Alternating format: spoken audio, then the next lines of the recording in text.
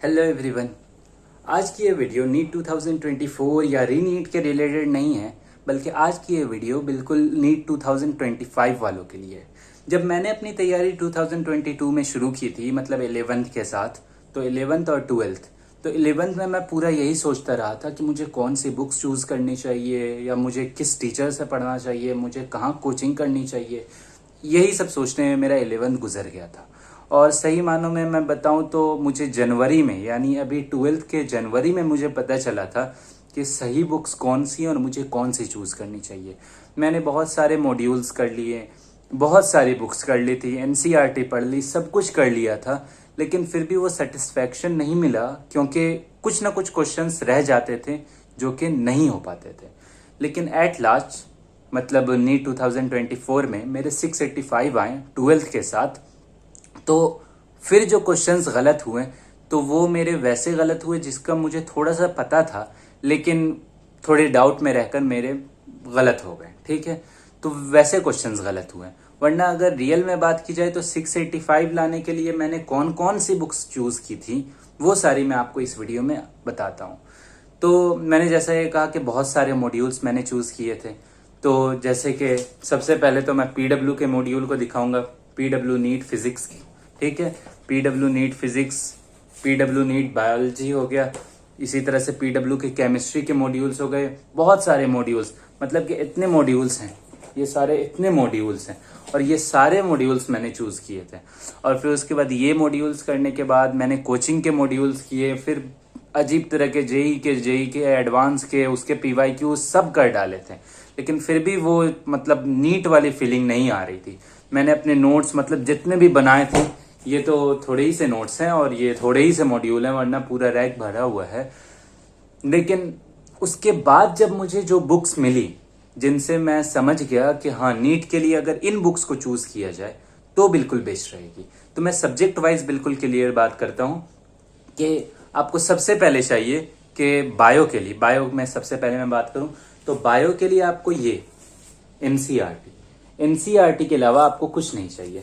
NCERT में आप देखें तो मेरे में अंडरलाइन की हुई है पूरी बुक, और क्योंकि मैंने उसे लाइन बाय लाइन पढ़ा है, तो NCERT 11th and NCERT 12th, ये दोनों बुक्स मतलब इतनी पढ़ी हुई हैं कि इसके हाल तो आप देख ही सकते हैं। तो एनसीईआरटी आपको सबसे पहले फॉलो करनी है। लेकिन जो लोग कहते हैं कि बार बार एनसीईआरटी पढ़ो, बार बार पढ़ो, बार बार पढ़ो, आखिरी दिनों में भी यही पढ़ते रहो, तो मैं इसके सपोर्ट में नहीं हूँ।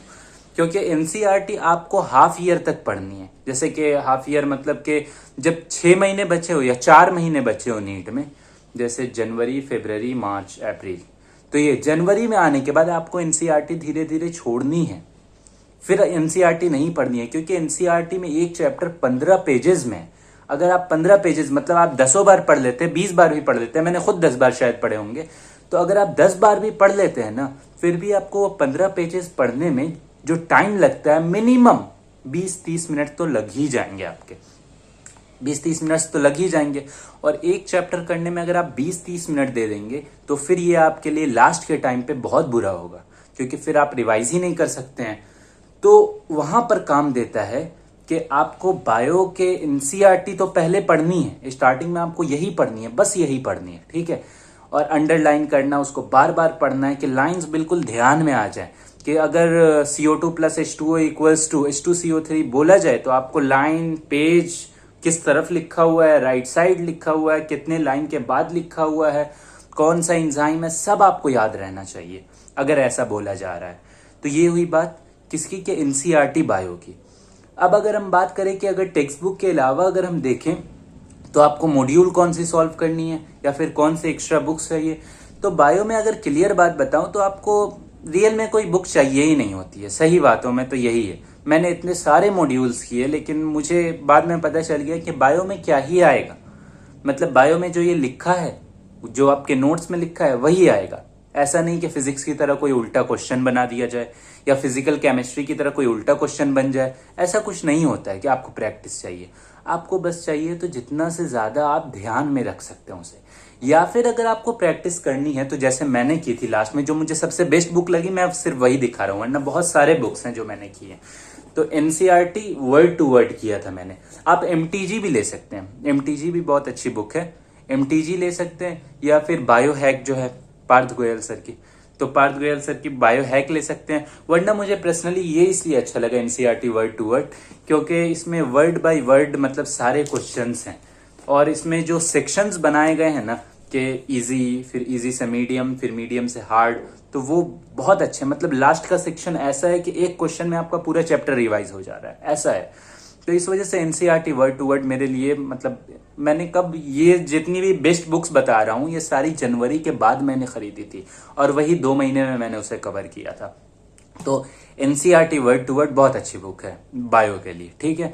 तो बायो के लिए आपने module NCERT word to word ले लेनी है, या MTG ले लेनी है, या बायो हैक ले लेनी है, कोई सी भी एक लें, क्योंकि मैंने आपको पहले ही कहा कि बायो में आपको सिर्फ प्रैक्टिस करनी है, बाकी तो पूरा रटना बुक से ही है या नोट से ही है, ठीक है।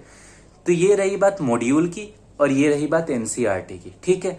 लेकिन आखिरी के दिनों में जब 4 महीने बचे, तब आपको क्वेश्चन प्रैक्टिस बिल्कुल छोड़ देनी है बायो की, ठीक है। मतलब मॉड्यूल वॉड्यूल से छोड़ देनी है बिल्कुल, सिर्फ टेस्ट देना है, वो अलग रहा, ठीक है। मैं उसकी बात अभी नहीं कर रहा हूँ टेस्ट की, मैं बोल रहा हूँ कि आखिरी के 4 महीनों में आपको शॉर्ट नोट्स बनाने, धीरे धीरे शॉर्ट नोट्स बनाते जाएं, चैप्टर वाइज। मैंने भी अपने शॉर्ट नोट्स बनाने बहुत पहले से शुरू किया था, मतलब 12th के आधे के बाद से। मुझे पहले लगता था शॉर्ट नोट्स क्या ही होते हैं, NCERT पढ़ना चाहिए ये वो, लेकिन फिर धीरे धीरे दिमाग में आया कि नहीं, जो लोग ये बोलते हैं कि सिर्फ NCERT चाहिए तो वो गलत है, NCERT नहीं चाहिए, ठीक है। तो NCERT नहीं, NCERT के अलावा आपको शॉर्ट नोट्स बनाने, मतलब मेरे शॉर्ट नोट्स ऐसे थे, मतलब यहाँ पे नहीं है मेरे शॉर्ट नोट्स, लेकिन मेरे शॉर्ट नोट्स ऐसे थे कि आप एक बार पढ़ लें तो फिर उसके बाद वो चैप्टर बचा नहीं रहेगा, ठीक है। तो आप अपने शॉर्ट नोट्स में वो सारी चीज़ें कवर करें। जैसे मैंने शॉर्ट नोट्स बनाए थे वो माइंड मैप से, PW के जो माइंड मैप सीरीज चले थे पिछले साल, तो मैंने उसी को देखा था और उसी से कवर किया था। क्योंकि मैं खुद से बनाने बैठ जाता, उसमें टाइम ज़्यादा लगता, उसमें कुछ पॉइंट्स छूट जाते। लेकिन अगर एक एक्सपीरियंस टीचर मुझे खुद बैठा के बनवा रहा है तो वो ज़्यादा अच्छी बात होती है, ठीक है। और मैं सही बता रहा हूँ कि अगर एक भी क्वेश्चन बाहर नहीं जाता है शॉर्ट नोट से, वैसे अगर शॉर्ट नोट्स हो तो एक भी क्वेश्चन बाहर नहीं जाता। मैं शॉक हो गया था पहले कि इतने सारे मतलब क्वेश्चंस हैं और सारे के सारे उसी शॉर्ट नोट्स की लाइन से उठ के आए, ठीक है। तो मुझे इसलिए मैं प्रेफर करूंगा कि आखिरी के 4 महीनों में आप धीरे धीरे शॉर्ट नोट्स पे जाएं, NCERT छोड़ दें। मैंने देखा मेरे दोस्तों को कि वो NCERT पढ़ते पढ़ते एक दिन में 4 चैप्टर्स रिवाइज हो रहे हैं, और मेरा एक दिन में पूरा 11 जा रहा है। क्यों ऐसा हो रहा है? क्योंकि मैं शॉर्ट नोट से रिवाइज कर रहा हूँ तो 5 मिनट में एक चैप्टर, 10 मिनट में एक चैप्टर, लेकिन वही NCERT करने में 30 मिनट। एनिमल किंगडम पढ़ने में मुझे जहाँ 15 मिनट 10 मिनट लग रहे हैं, तो वहाँ NCERT से पढ़ने में 45 मिनट लग रहे हैं। इस वजह से शॉर्ट नोट्स बहुत इंपॉर्टेंट है। अब मैं बायो को यहीं कंक्लूड करता हूँ कि बायो में NCERT पढ़नी है, मॉड्यूल बनाना है, और शॉर्ट नोट्स जरूर के जरूर बनाने हैं, ठीक है। मैं टेस्ट की बात नहीं कर रहा हूँ अभी। दूसरी बात, केमिस्ट्री पर आ जाते हैं। केमिस्ट्री में भी NCERT में जैसे ये है, तो केमिस्ट्री में भी अगर ऑर्गेनिक की बात करूं एंड इनऑर्गेनिक, दोनों ऑर्गेनिक एंड इनऑर्गेनिक, दोनों के लिए दोनों के लिए NCERT बहुत अच्छी बुक है। NCERT से आप बाहर मत जाइए, ऑर्गेनिक के लिए एंड इनऑर्गेनिक। उसके बैक एक्सरसाइज के क्वेश्चंस कर लीजिए। मैं स्कूल वाला था 11th एंड 12th, तो मुझे वैसे भी होमवर्क मिला करते थे, तो मैं उसे किया कर लेता था, तो उससे भी मेरा फायदा हो जाता। तो अगर आप भी एक्सरसाइज, बैक एक्सरसाइज जरूर करें, उस चैप्टर को पहले पढ़ें फिर बैक एक्सरसाइज करें, तो NCERT आपको पढ़नी ही पढ़नी, ये जो है और ये जो है, ये दोनों जो केमिस्ट्री की बुक है, तो आपको ये ऑर्गेनिक एंड इनऑर्गेनिक के लिए बता रहा हूँ, फिजिकल के लिए नहीं बोल रहा हूँ NCERT पढ़ने। फिजिकल मतलब आपको लोग कहेंगे केमिस्ट्री फिजिक्स पूरी की पूरी NCERT से पढ़नी चाहिए, लेकिन मैं नहीं कह रहा ऐसा। मैं फिजिकल केमिस्ट्री को NCERT से पढ़ने कह ही नहीं रहा हूँ। आप किसी एक अच्छे टीचर को पकड़ें, कोचिंग में जाएं, या फिर PW के या किसी भी इसके आप ऑनलाइन YouTube पे वीडियो देख लें और वहां से फिजिकल केमिस्ट्री पढ़ लें, बहुत सही है। उसके अलावा आपको नहीं चाहिए कुछ कि आप NCERT पढ़ रहे हैं, उसमें 50 घंटे लगा रहे हैं, वो वक्त वेस्ट हो रहा है, वो सब नहीं करना है। आपको पॉइंट टू पॉइंट बात करनी है, क्योंकि नीट एक ऐसी चीज है जिसके लिए आपको एक रास्ता चाहिए बस, और कुछ नहीं चाहिए। आपको बस रास्ता पता होना है। तो फिजिकल के लिए कोई NCERT मत यूज कीजिए, और ऑर्गेनिक एंड इनऑर्गेनिक के लिए यूज करना ही है वो, क्योंकि वो बायो है, ठीक है। Inorganic and organic bio. तो अब ये बात रही कि NCERT पहले पढ़ना है। दूसरी चीज कि NCERT वर्ड टू वर्ड, फिर से वही जैसे बायो के लिए था, तो मेरे पास केमिस्ट्री के लिए भी, ये तो फिजिकल केमिस्ट्री के, क्योंकि फिजिकल केमिस्ट्री फिजिक्स जैसा होता है, ठीक है। तो फिजिकल केमिस्ट्री में आपको क्वेश्चंस प्रैक्टिस करने चाहिए, करने पड़ेंगे आपको, ठीक है, करने पड़ेंगे आपको। और फिजिकल केमिस्ट्री हुआ, ऑर्गेनिक हुआ, इन दोनों के क्वेश्चंस आप जितने ज्यादा प्रैक्टिस करेंगे ना उतना ही फायदा होगा, ठीक है। ऑर्गेनिक की पर्सनली बात बता रहा हूँ कि बहुत बच्चों को ऑर्गेनिक में दिक्कत होती है, लेकिन मुझे ऐसी दिक्कत नहीं लगी, क्योंकि ऑर्गेनिक एक ऐसा सब्जेक्ट है ना, आप अगर उसको इतना सा पढ़िएगा यहाँ से, तो बाद वाले, जैसे कि अगर मैं बताऊं जीओसी अगर आप पढ़ रहे हैं ना, जीओसी, तो हेलो एल्केन से लेकर एल्डिहाइड्स सारे के सारे यूजर्स जीओसी में आए हुए। हेलो एल्केन्स आप पढ़ रहे हैं आरएमजीएक्स, ठीक है। अगर ग्रिग्नार्ड आप पढ़ रहे हैं उसमें, तो वो जाकर अमीन्स वाले चैप्टर में भी बैठा हुआ है उधर। तो ऑर्गेनिक एक ऐसी चीज है जो एक दूसरे से लिंक्ड है, तो आप जितनी प्रैक्टिस क्वेश्चंस करेंगे ना उतना ही वो आपके लिए अच्छा होगा। तो ऑर्गेनिक की सिंपल सी बात है कि आपको एनसीईआरटी पढ़ना है, मॉड्यूल करना बहुत जरूरी है, मॉड्यूल बहुत जरूरी है, ठीक है। और कौन सी मॉड्यूल, मैंने बताया कि एनसीईआरटी वर्ड टू वर्ड आती है ऑर्गेनिक केमिस्ट्री के लिए भी, तो वो यूज कर लीजिएगा, क्योंकि मैंने बहुत सारी बुक्स यूज की थी लेकिन वो सारे के सारे वेस्ट थे, ठीक है। तो केमिस्ट्री के लिए तो मैं यही बोलूंगा, ठीक है, ऑर्गेनिक। और फिजिकल के लिए भी एनसीईआरटी वर्ड टू वर्ड है। इनऑर्गेनिक की जहां तक बात रही, तो वही बायो जैसा है पूरा मामला, तो आपको पढ़ लेनी है एनसीईआरटी पूरी पूरी की पूरी। अब इनऑर्गेनिक में क्या ही है, पी ब्लॉक में छोटा सा बच गया है, और डी एंड एफ में कंफर्म क्वेश्चंस पता रहते हैं, मतलब अभी भी कोई बोल दे तो मैं बता दूंगा कि क्या क्या क्वेश्चंस आने हैं उसमें से। तो डी एंड एफ के क्वेश्चंस फिक्स रहते हैं कि इससे बाहर जाएगा ही नहीं, ये क्वेश्चंस आएंगे, ऐसा फिक्स रहता है, ठीक है। तो उसके लिए भी मैं बोल रहा हूँ कि एनसीईआरटी वर्ड टू वर्ड आती है, आप एक बार प्रैक्टिस कर लें बस काफी है। वरना टेस्ट में टेस्ट देते रहें बार बार, हर 2 हफ्ते पे एक टेस्ट दें, तो उसमें अगर एक टेस्ट होता है तो एक टेस्ट में 200 क्वेश्चंस प्रैक्टिस हो रहे हैं, तो ऐसे टेस्ट देते रहें, उसमें बहुत सारे क्वेश्चंस आ जाएंगे। अगर एक अच्छा ये है, अगर अच्छा कोचिंग है या अच्छा कुछ टेस्ट है, तो उसमें क्या होगा कि अच्छे टेस्ट सीरीज में आपको 200 क्वेश्चन में बिल्कुल वैरायटी ऑफ क्वेश्चंस मिलेंगे, तो वो ज्यादा बेस्ट बात रहती है। तो केमिस्ट्री के लिए तो यही बात रही कि आपको सबसे पहले एनसीईआरटी पढ़नी है ऑर्गेनिक एंड इनऑर्गेनिक के लिए। फिजिकल के लिए आपको डायरेक्ट प्रैक्टिस क्वेश्चंस करने हैं, ठीक है। ये दोनों बात रही, बस इसी पे इसका खत्म।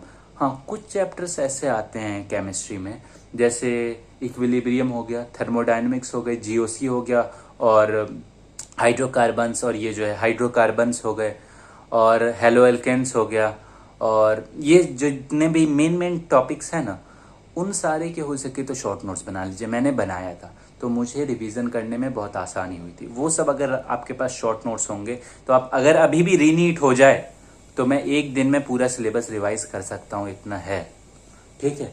तो उसके लिए तो बात ये रही।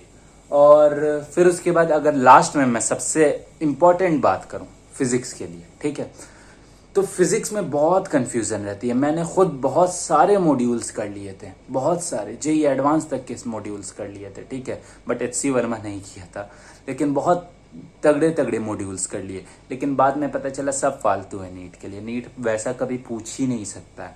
नीट बट सामने से पूछेगा, उसी को थोड़ा घुमाएगा, और ज्यादा नहीं पूछ सकता है। आपको जितना टाइम दिया जाता है वो आपके दिमाग की स्पीड को चेक करता है, न कि आपके फॉर्मूला को या ये वो कि आप कितना सोच सकते हैं। थिंकिंग नहीं चाह रहा है वो थिंकिंग थोड़ा चाह रहा है, बट याददाश्त, आपकी मेमोरी चाह रहा है वो, और आपकी स्पीड चाह रहा है वो। ये नहीं कि आप बिल्कुल थिंकिंग है जेई मेंस की तरह कि आपको टाइम भरपूर दिया जा रहा है जेई एडवांस की तरह, ऐसा नहीं है। आपको अपनी स्पीड बनानी है। इसलिए फिजिक्स में मैं सबसे बेस्ट बुक बोलूंगा डीसी पांडे। मुझे बाद में लास्ट में पता चला, और मैं बहुत रीग्रेट किया इस बात पर कि मुझे डीसी पांडे का पहले क्यों नहीं पता चला था। DC Pandey is the very best book for physics, NEET physics के लिए, ठीक है। उसमें पीवाईक्यूज रहते हैं, उसमें सब कुछ सोल्यूशन रहता है, उसमें सारे क्वेश्चंस रहते हैं, जितना कुछ आप सब कर जाइए एक चैप्टर का।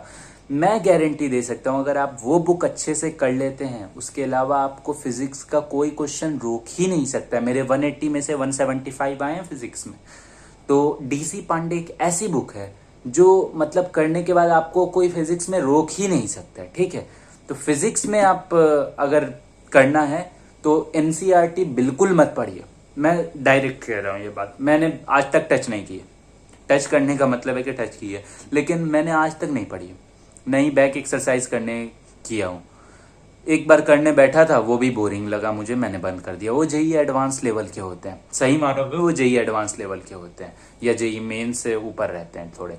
लेकिन नीट में ऐसा नहीं है। नीट आपको ऐसा क्वेश्चन पूछता ही नहीं है। न्यूमेरिकल वाले जो क्वेश्चन आए इस बार, तो वो थोड़े कैलकुलेटिव थे बस, और ज्यादा कुछ नहीं था। इस बार का पेपर भी उतना हार्ड नहीं था जितना कहा जा रहा है, ठीक है। बस थोड़ा कैलकुलेशन थी, जो प्रैक्टिस किया रहेगा उसके लिए आसान रहेगा। इस वजह से बोल रहा हूँ डीसी पांडे जैसे ही पे क्वेश्चंस कीजिए। एनसीईआरटी करने की कोई जरूरत नहीं है। एक अच्छे टीचर को पकड़िए, वो आपको पूरा पढ़ा देगा। एमआर सर है, उत्थान सीरीज पूरी रखी हुई है, अलग सर के पूरे लेक्चर्स हैं। मैंने खुद 2018 के लेक्चर्स से पूरी 12th की थी, तो आप उन सबको देखिए। फिजिक्स पढ़ लीजिए, सेल्फ स्टडी से आराम से हो जाएगा। मैं इन सबको कह रहा हूँ क्योंकि एनसीईआरटी पढ़ने का कोई फायदा नहीं। लोग कह रहे हैं कि एनसीईआरटी बिल्कुल ये भगवान है वो भगवान नहीं है। एनसीईआरटी है एक हेल्पफुल बुक है, उससे आते हैं क्वेश्चन, लेकिन एनसीईआरटी फिजिक्स के लिए नहीं है। एनसीईआरटी फिजिकल केमिस्ट्री के लिए नहीं है, वो आपको खुद से पढ़ना है। अगर कुछ चेंजेस होते हैं तो वो टीचर्स बता देंगे, टीचर्स हैं उसके लिए, गाइड करने के लिए हैं। अगर आप बिल्कुल प्योर सेल्फ स्टडी करते हो, ऑनलाइन कुछ नहीं यूज करते हो, बिल्कुल सिर्फ बुक्स पे पढ़े हुए, तब आपके लिए ये बात आती है कि आप एनसीईआरटी पढ़ो। लेकिन ऐसा आजकल कोई नहीं है। ऐसा आज के जमाने में जो है वो बेवकूफ है, ठीक है। सिंपल सी बात बोल रहा हूँ। तो फिजिक्स के लिए सिंपल सा बोलूंगा, डीसी पांडे लीजिए और उसको सॉल्व करना शुरू कर दीजिए। मैंने खुद यही किया लास्ट में और मुझे बहुत अच्छा इफेक्ट मिला, ठीक है।